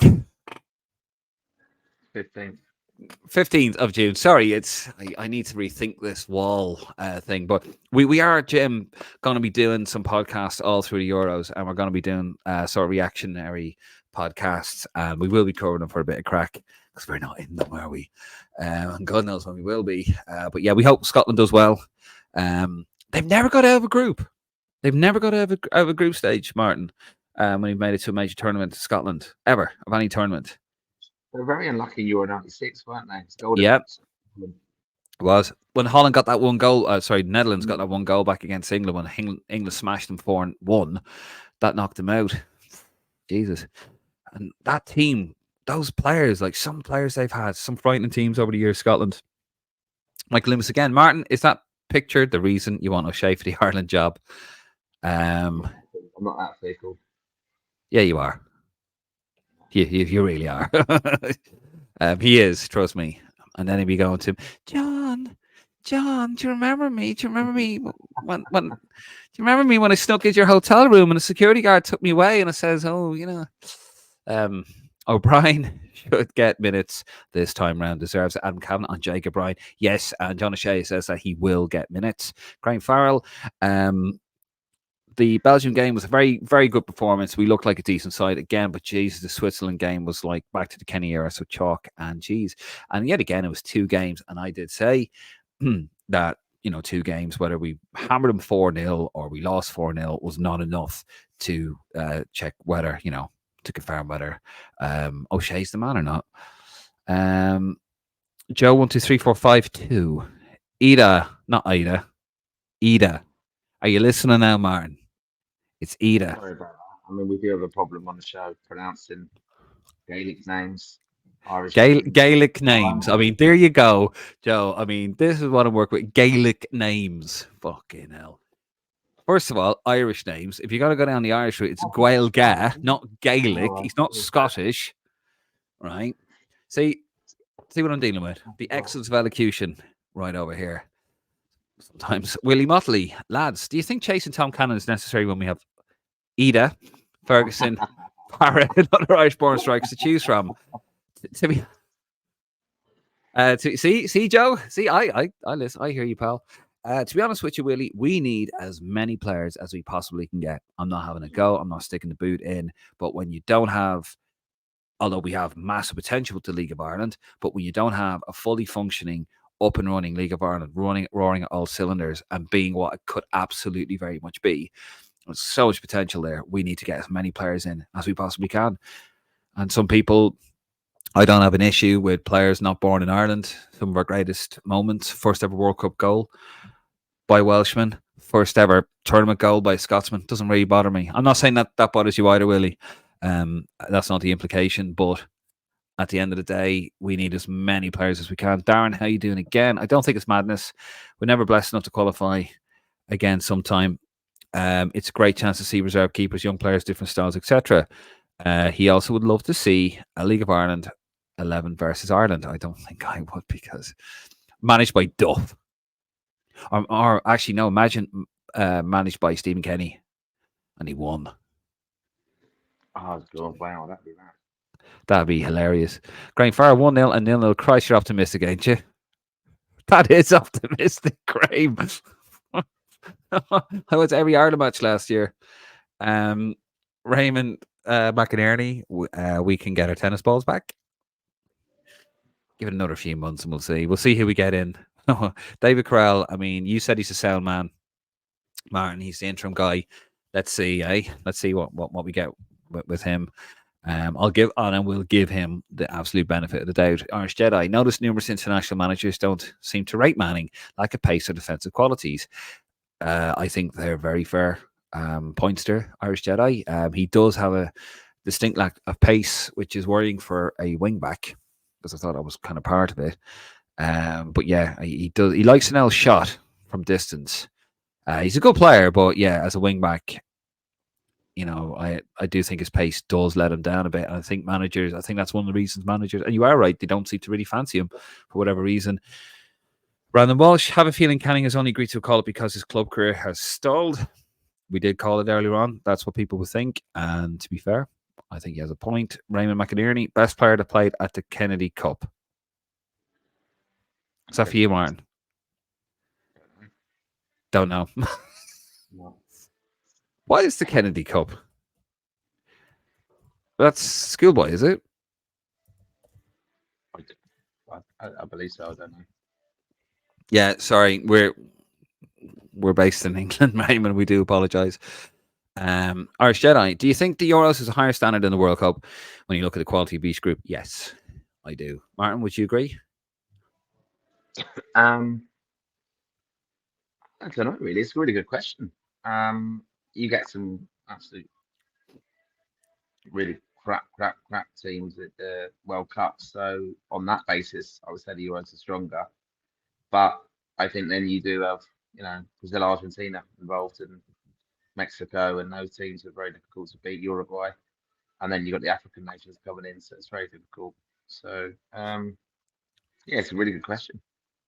Yeah, I think who qualifies. I mean, the Euros are always a higher standard for me. I think that it's just a much more. I think Euro 2000 for me, which is frustrating because Ireland, we're 13 seconds away from that, could have contributed to that tournament. Fantastic side we had there, and that continued on into qualifiers. But yeah, I think the Euros. I think I just think the Euros are just a higher standard.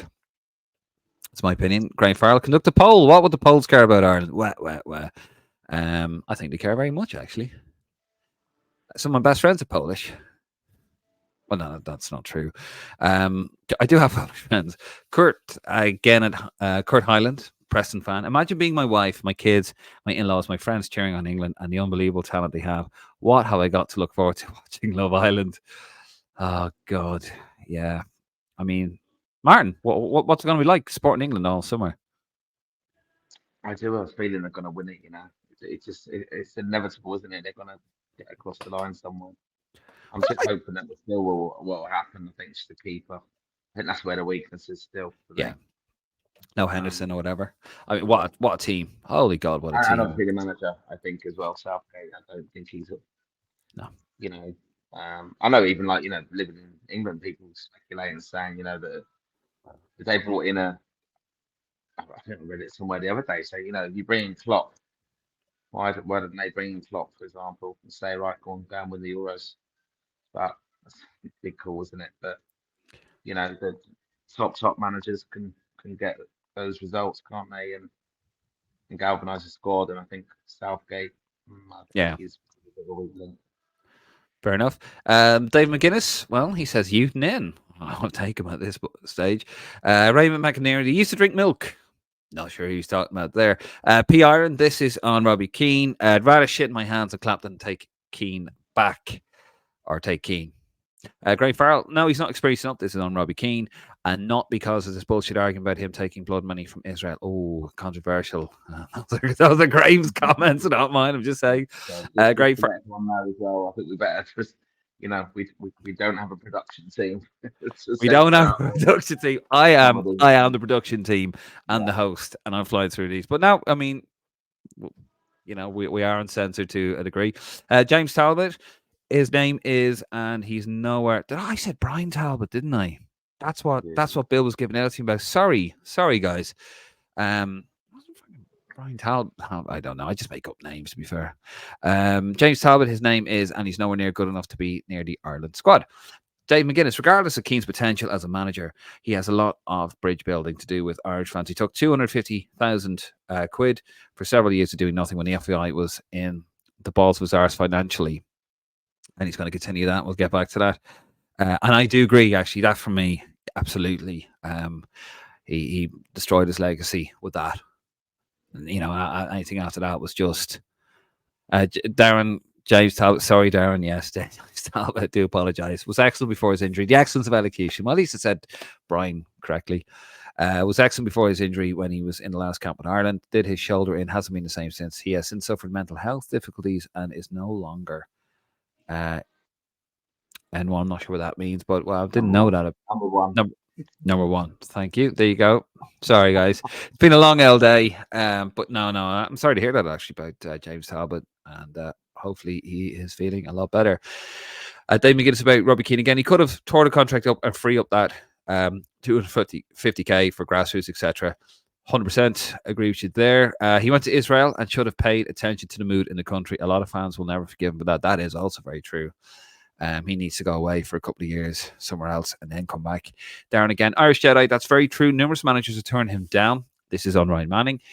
Strange one, that. As for Duffy, no excuses. Shouldn't have been included. An example should have been made. Yep, that's what we've said here. You cannot do what he's done. And then, oh, Martin's had a fall. And now you're left with the sensible one of the podcast. We'll keep going while Martin picks his phone up. There we go. 90 degrees, Martin. There we go. We want Nuri to be happy now. Come on. So it's Keane another day after a period of bridge building, but not for now, says Dave McGuinness. Well, yes, keep going, doesn't he, really? Darren, Graham Farrell says to Darren, he's been replaced by a Polish lad, hasn't he? Graham Farrell, he has. He loves the Polish lads, Graham. John Muckian, very poor squad. I cancelled my season ticket this year. Very sorry to hear that, John. I do understand your frustration, but do try to keep the faith. I still have a season ticket, and I'm in the media section because you never know how long this is going to last. I would be going to the games regardless, and I still have a season ticket. And you understand, John. And listen, I'm not going to call. You've put the comment on there. I'm not going to dig anyone out for that because you might have other, people. I'm not saying yourself, but other people might have reasons for it financially. Because you know what? Life's getting harder, so that's a shame. But hopefully you'll get the faith back and you get behind the boys in green. Dave McGuinness. Oh, by the way, actually, Martin, I meant to say, in the description on the YouTube channel, we do have a link for the tickets. If you still want to go for the Hungary match, we do have a link in the tickets there for the ticket a link in the description for the tickets. Easy for me to say. Jesus. Well, it is nearly midnight. We're going to try and wrap this up and get done by midnight. Dave McGuinness, Kenny Henning for game forward out a win this week at Galway United. The FA, the Fat MKS are very stuck for excuses. What does that mean? Fat MKS. I don't know. Right, you figured it out, Martin. They're not, I'll keep them busy. John Mucking, the FAI is a mess. Yes, it is. Graham Farrell. And by the way, there are still good people in the FAI trying to do their absolute best. But as we saw under the last CEO, that's quite difficult when you have, well, the last CEO. And we'll see what David Carell does. Jury is out, but we will give him a chance. Graham Farrell, 14th of June, Friday the 14th. That's twice now, Dave. Scotland's game. Scotland's game. That's twice as well. You said 15th. I did. Yeah. And I was squinting and I could see 14. And I listened to you. What an idiot. That's my fault for listening. Raymond McInerney, Brazil in 82. Okay. I presume their performance in World Cup 82. Trying to figure that one out. Darren again. Hi, Graham. Yes, he has been. He came from Cyprus, second league. He's been excellent. Both have a very good young Irish player called McManus. There we go. See, Aurora faithful chatting away to each other's. I'll come in here if you don't mind. James McManus. Some of our newer listeners might be familiar with that I'm a club chairman of West London. And James McManus and his father are both long-time members of the club and also season ticket holders for the Ireland men's team, obviously. And yeah, good lad. And he's done very, very well. Came through, obviously underage, St. Kevin's, and yeah, he's done really, really well. So very proud of him within the club, and a lot of speculation that he will be making a move to England at some stage. Oh, and I don't think Darren wants to hear that, Martin, to be fair. The fact of But it. there you go. Jimmy Shell, do you think Travis will get a game this window, lads? I don't think so. No, I think it'll be Gallagher for both of them. What do you reckon, Martin? Yeah, I think he'll get both games as well. Keller. He wants to win. He wants to win with this. I don't think he's going to experiment. I think, as Martin says, on a bright substitution, he's going to go with his most experienced team and get a win here. Darren again. So yeah. Darren again. Instead of having someone like Harrington, O'Shea should have included Mason Mealy off St. Pat's. Joe says it's Morsheen, not Martin. Morsheen. Graham Farrell, from what I've seen against us last Friday, he looked okay. That Lad Thomas seems like a spade. Ooh. we won't read that one out. I'm going to stop reading out those comments. Dave McGuinness, you give John O'Shea free pass for Belgian and Swiss games. No manager would have been able to inflict instant change. The 3 years of being stuck in a shite system, so no point barking at John O'Shea. Any manager would take time to inflict their way of doing things. I'd take John O'Shea more than one window to change things. Yeah, and any manager, to be fair, Dave, any manager, and I always remember the whole stand thing of, hammering Sweden, which if you look back again, it wasn't a great performance. And we're very lucky in that game. And, we all thought, here we go. It's fantastic. Especially Niall Quinn thought it's the second coming. And it was dreadful after that, wasn't it? Yeah, we'll have to do an episode on that, Martin. Niall Quinn on the 3-0 win. But yeah, we do agree. You give John O'Shea a free pass. Irish Jedi, do you think the FPL will get much backlash to the appointment of O'Shea in July, or has so much time passed since their process began that people have forgotten the deadlines they set? To be honest with you, I think no. I would take O'Shea at this stage. I just want somebody to get stuck in with the lads, impart their message, impart their vision, and just get us on a path and moving forward. What do you say, Martin? I think, yeah, the process has obviously failed. I can see O'Shea getting it, but I think they might try and be clever and settle in a CEO as well, because you have to remember Jonathan Hill was part of this group who was appointing the new manager or putting it to the board. And I just think there's so much else wrong in the AI. Yeah, but so is Packy Bonner, and so is Mark Hannum, and they're both still there. Yeah, but that's just how the structure of we've had to do, because the phase is for so long. We can't blame everything on Jonathan Hill, though. That's what I'm saying. I take your point. Carell's come in there now, and I've often said it's a big leap of faith on Mark Cannon. Wasn't stopping him move away or anything like that. Whereas I do feel reassured that John O'Shea, can't be kind of questioned on his commitment to Ireland over the years, over 100 caps. All right, no real managerial experience, but that is the fact of it is we have no money to attract a kind of high caliber manager at this time. And I know that Dave McGuinness is a fan there of Chris Hughton. He would have been one I wouldn't have had a problem. And Stephen Kenny. Yeah, Well, yeah. and Stephen Kenny. Dave McGuinness is also, like Martin, he is actually in charge of the Stephen Kenny fan club, as we can see here. If Kenny managed a League of Ireland 11 against the Republic of Ireland 11, or if he managed a Republic of Ireland against the League of Ireland 11, Kenny loses every time with his poxy wing backs. Jesus.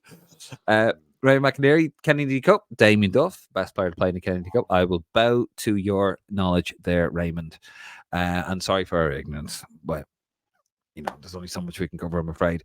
Joe says, will all five strikers get a minute? And if not, should the not quite fit match fit Conley have been included more with the view to his long-term future, having just been released from his best season to date? Yeah, to be honest with you, look, I know people will say about Aaron Conley, oh my God, he got released by Hull. Oh, and, Ross Senior, he was he was fired by the Arabasca case, Hull, and the Arabasca case. He basically bought a brand new team for him, and he got him to seventh, one place outside of the top six, in terms of the playoffs, and he fired him. And there's a documentary there, HITC Sevens.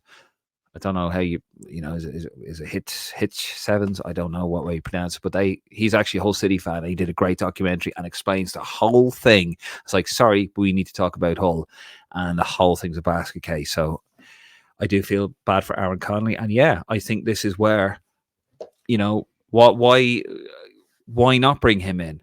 Say, listen, you've had a good season, your best season to date as a professional footballer, as Joe has rightly said there. Why not bring him in?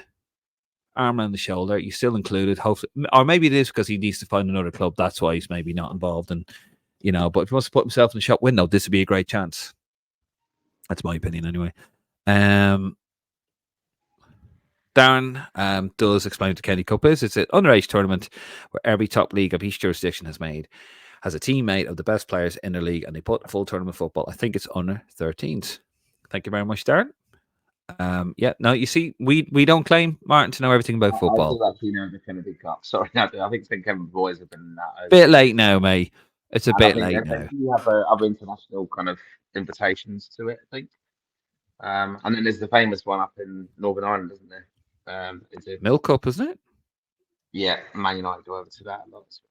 Yeah, Milk Cup. Yeah, it's Milk Cup over there, isn't it? That's what they call it, and all that. I mean, like not to go off on a tangent about anything, but like St. Kevin's boys send over teams to Man United to Carrington to play Man United's underage teams on a regular basis. So there is that link up there with these clubs to kind of give them opportunities and experiences and stuff. So, but we are reliant on a lot of volunteers and grassroots to get that all in place and keep doing what they've been doing. And I think I'm a firm believer of, that a good player will find a way.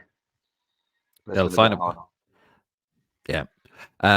No, that's fair. Moving on, P Ireland. Before they extended the Euros, it was a way higher standard than the World Cup. That is actually very true. Do you know what? I forgot about that they extended it to what's it now? It's 24 teams. Remember, it used to just be 8. Ireland, our first appearance at a major tournament, Euro 88, it's just the top 8 teams in arguably the world. And we were, 8 minutes from a semi-final place until Wim Keefe got an offside goal. But yeah, and then it was 8 for Euro 92, then it was 16 for Euro 96, and then he made it 24. And yeah, I do think it's diluted it. I totally forgot about that, P Ireland. And yeah, I agree with you. It has diluted it. Dave McGuinness has now moved over to YouTube. We would have won Euro 92 if we qualified, and we would have got at least last 4 in Euro 2000. Yeah, I don't think they're bad shouts. Definitely Euro 92. That was unbeaten, scored the most goals, threw away the win in Wembley, threw away a 3-1 lead in Poznan. Jesus, I remember watching that. It was the only time we're 3-1 up against Poland.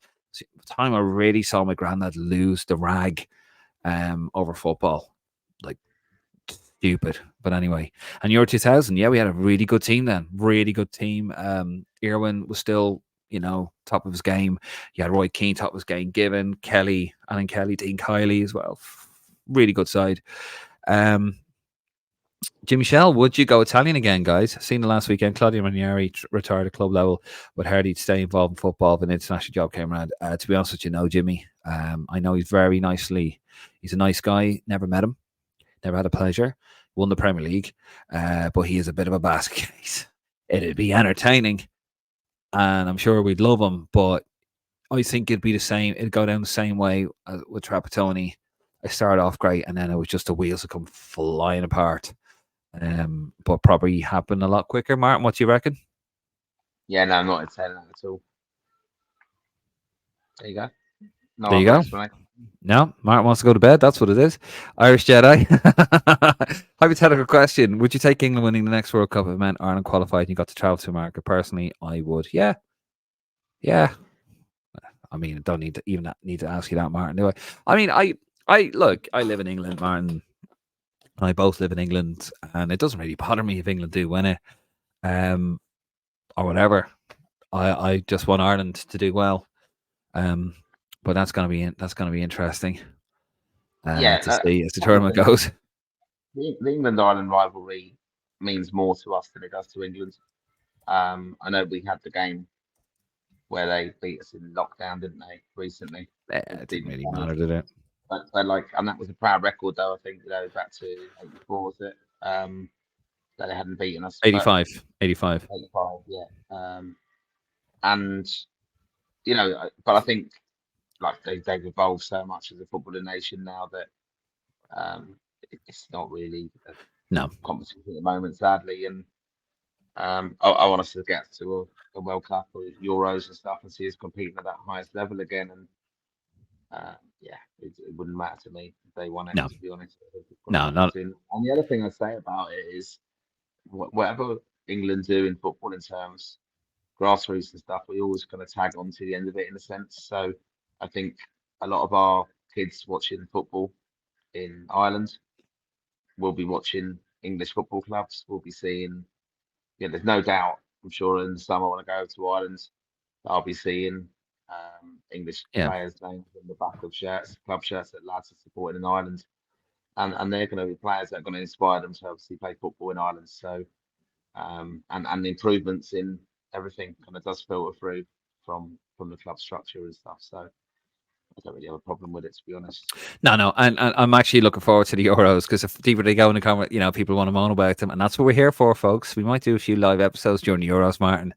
Get that poison spewing. Well, if people, not put, I don't know if you've got it to hand, but if you do want to contact us about the show, and thanks again for many of the new listeners and viewers tonight. But we do have an email address to contact us, so give us any ideas, anything people want to chat to, tell us your good stories from all the trips and stuff you might have been on, or a particular funny story that you want us to read out. Happy to do so. I do have a little bit of news, obviously, on ticketing for those traveling over to Portugal, Dave, while you're struggling to do some production in the background, is that they are going to be electronic tickets for Portugal away, and we're only going to get them 3 or 4 days before the game. Jesus. Which is quite late.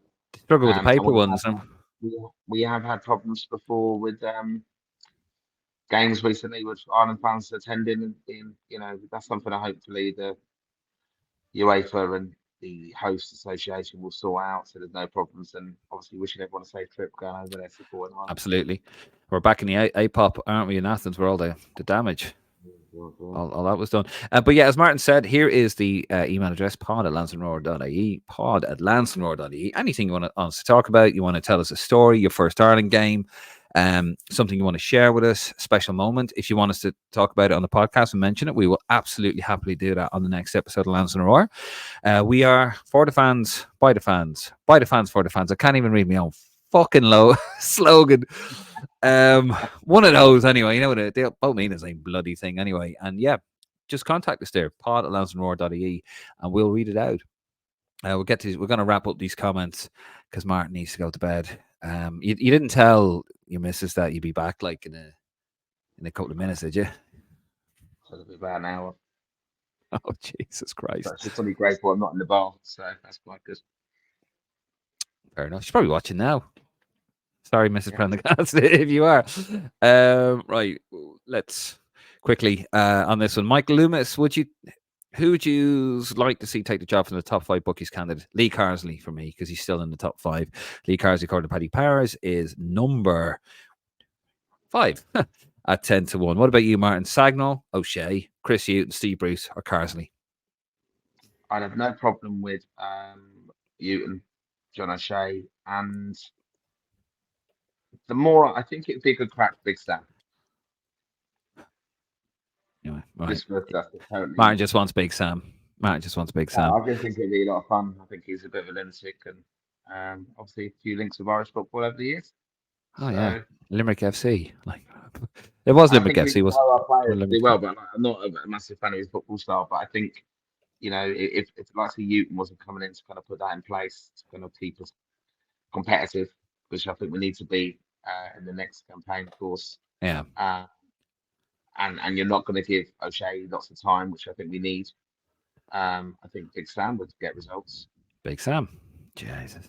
Ryan McInerney says on the Kennedy Cup, the early FA Cup drinking milk. Oh, that's the one up in Northern Ireland. Cup. Darren expands on the Robbie Keane thing with the contract, the 250 grand that he took. To be honest, if your place offered you 250k to do nothing, would you take it? Or be sound and be like, nah, 99% of people would take it. Yeah. And I know what you're saying there, Darren, but also not when now. And I did say during that time that look, if there's any financial reason he needs to take the money, if he needs the money, go for it. But not if you're a multimillionaire, you don't need the money, then he's clearly damaged his reputation. That's before the whole Israel thing happened, by the way. And yeah, I know if I was in his situation and the FAI were up shit creek, and they were at the time, I would have said, you know what, I'm not happy about this, but there's the money back. I think it would have been priceless for his reputation. And exactly, 99% of people aren't millionaires like he is. So that's the whole factor for me. And contractually, fully permitted to do so, and serve the FAI right. But it's not it's not in tune with a lot of the feeling of Irish fans with that. no, who know we're absolutely skin and we're taking yeah. money out of the association. So his most famous moment in Ireland show was against Germany in Japan. Irish fans spent an absolute fortune going over there. Martin, you're one of them. Do you know what I mean? Like, yeah, I just think it was bad for him. Graham Farrell, yeah, Dave McGuinness makes a fair point about him sitting on his contract. That was poor form by Robbie Keane. Dave McGuinness on James Talbot took a break from football recently due to mental health issues. He is an outstanding keeper, and I wish him well on the pathway back. Was superb in League of Ireland in recent years. Well said. P. Ireland, is Martin okay after his fall? And Graham wants to know, are you on the beer, Martin? I had a couple with dinner, and I seriously did. Yeah, I bet you did. Stephen O'Rourke, up the lads in green. That's the spirit, Stephen O'Rourke. Dave McGuinness, fat MKs, foam at the mouth, Kennyites. That's fair enough. Greg Farrell, Irish Jedi. Oh, they're having a. Oh, hold on. This is actually about England. Irish Jedi, hell to the no. I don't even want England getting a point. Not even a point. I remember when Italy beat them on penalties where I live in Edinburgh. It was in party mode. It was absolutely brilliant. That's fair. Nurik says, we already did an On This Day episode on Stan's first game versus Sweden. Yeah, we want to do another one, Yuri. We want to do it better. And we will actually be doing a retro series. We are bringing that back. Just need to see what way we want to do it, really. It's great for all. The FEI seem to forget this is the last window before the Nations League and where things get competitive, and we've had a tough group as well, for fuck's sakes. So while I'm not mad on O'Shea getting it, it continues on. What's the point in giving it to someone else after him getting the warm-ups? The lad that runs Hull bought shells. I'm not sure if he's still there. Hope he is, though. He'll ruin them. Much to the delight of Graham. Last few comments here, guys, and we're going to go. It's been a bumper episode. Joe says, who would you like to see start up front against Hungary, and who do you think O'Shea will go with? Ida. Yeah, he's on. Yeah, he spoke about him, didn't he? He's on cracking form.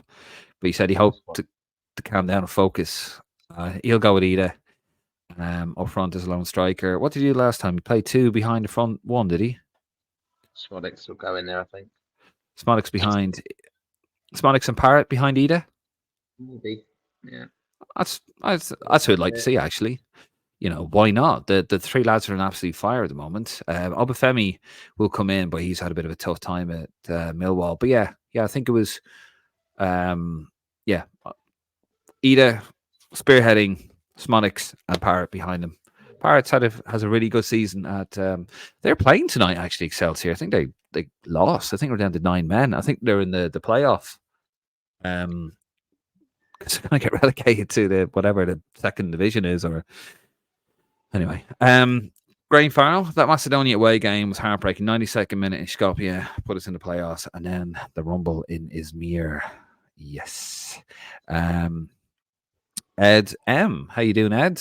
Over on YouTube, got a test right on West Ham in for Sadie Smolix. And also says, wouldn't mind Tony Mowbray as manager. He does have a health issue at the moment. Tony Mowbray, we do wish him the best. He was at Birmingham, wasn't he? And Birmingham, sacked by Blackburn at Birmingham when he had to resign. Unfortunately, due to health issue. And the last comment of the night, guys. Jimmy Shell, Big Sam, Robbie Keane, Gio. Didn't change it all the leads last season, but both went off with huge pay packets to do it. There you go, Martin. Have some of that. Anyway, wow. 1 hour, 40 minutes. Guys, thank you so much. You know what someone said to me before? And I hope you're watching, by the way. They said to me, are you mad? Doing a live episode at 10:30 at night. Who's going to watch that? That's pretty much what he said. In fact, this has been our highest viewed live episode we've ever done. So I would just want to say a massive thank you to Aurora faithful for coming on here. And I know we were away for a little bit. I'm sorry about that, for a couple of weeks, but we're back now. We're back full time. We're going to have multiple episodes per week. We're going to be over in Portugal. We're going to be in Dublin. We're going to be all over the place. Anyway, we're going to be live. We're bringing it back, and we're going to be, obviously after that, we're going to be covering the Euros. So we are back, Jack, as Hulk Hogan would say, Martin. And yeah, it's cringe, isn't it? But yeah, listen, thank you so much for tuning in. We love you guys. And yeah, it'd be nothing without you guys. Nothing at all. And thank you to the new listeners. This is a lovely comment there. Jimmy Shell, have a good week, lads. Great to have you back. Shunik Roy, thank you both. I'm always looking forward to this show. Thank you very much. And you know what? We really love doing it. We really do. Real life sometimes just gets in the way. So we are going to be back for the international window. We're going to might have an episode Wednesday, maybe Friday, Martin, and then we're going to be in the full swing of it, aren't we? We're going to be over at the games. Anyway, I'm going to have Connor with me in the stadium. I hope. Connor McAvoy of Republic of Ireland Tracker. So give him a follow over on Twitter. He does some great work, actually. Connor McAvoy over there, and of course Bill, who's a bit annoyed with me because I got the goalkeeper name wrong. I just annoyed me anyway because he's angry. Over Irish Football Blog. Right, we're going to leave it there. We really appreciate it, guys. We're trying to grow the YouTube channel. If you could hit a subscribe here, scan that QR code on the video, or just head over to our link tree and you can check out our Facebook, Instagram, and our Twitter. And yeah, if you want to give us a cheeky little email, or just actually if you want to contact us, any feedback for the show, anything you'd like to see us do, anything you'd like to see us get rid of, or just tell us a story. Tell us about your first game, your last game, why you go, why you don't go anymore, over upon at lansdowneroar.ie. Anyway, we're going to leave you to it. Excuse me. Sorry. We love you very, very much. And we will be back during the week. So just check out the socials. I'm David Dunn. He is Martin Prendergast. And we are out of here. Good night. And God bless. And come on, you boys in green.